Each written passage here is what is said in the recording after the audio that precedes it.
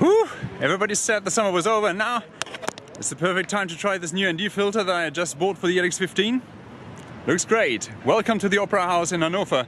It's setup day at the big venue, and yeah, that gives me time to talk about fundamentals. These are 5 basic tips to shoot better video, the VJ edition.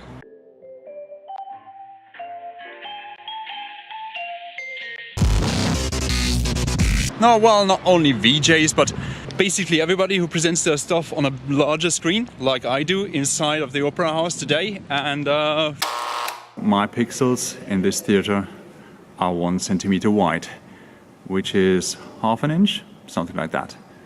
So if I introduce movement or any other disturbances into my images, people go mad. To avoid all these common mistakes, let's not call them beginner mistakes. Let's call it a 5-point list of things that you might get wrong at some point.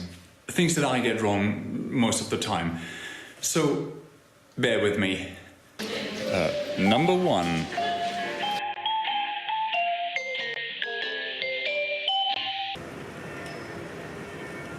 Keep it steady.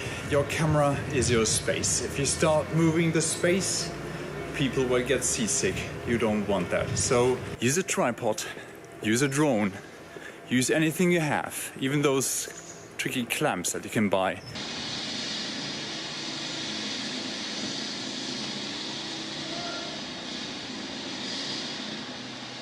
But as long as you're not called Lars von Trier, shaky images are not what people want to see.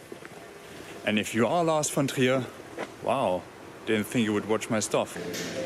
Number 2.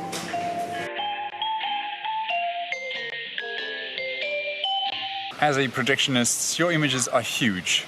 So enlarging the size means enlarging the movement. Slow it down. A good rule of thumb is to slow it down by the same factor you've been enlarging it. So 10 times larger than reality, slow it down 10 times. Or I'll call the police on you for making me seasick. Number 3.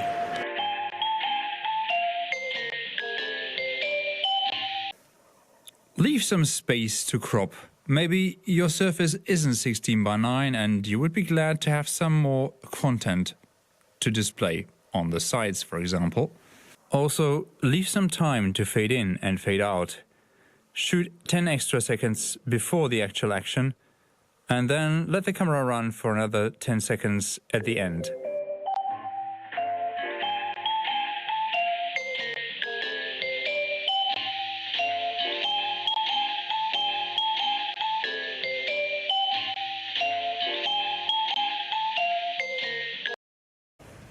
Number 4.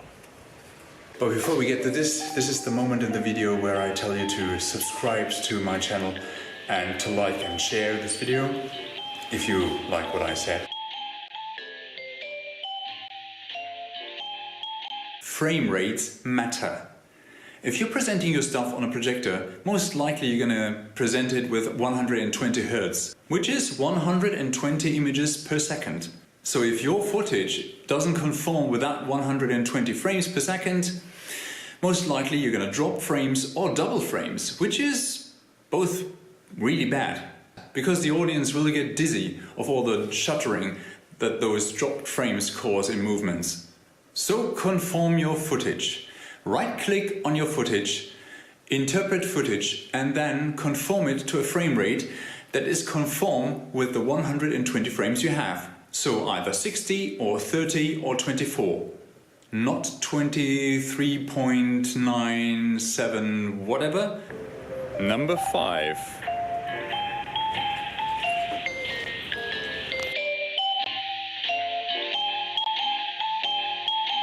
Take a second shot, because some things just can't be fixed in post. As long as you're on location, it's easy to take a second shot. Recheck the focus, recheck the exposure, and recheck the framing. Everything's okay? Right, take a second shot. Better safe than sorry. Thanks for joining in. If you like this video, share it on your social media, give it a like. If you like what I'm doing, just subscribe to my channel, and I'll be seeing you next time.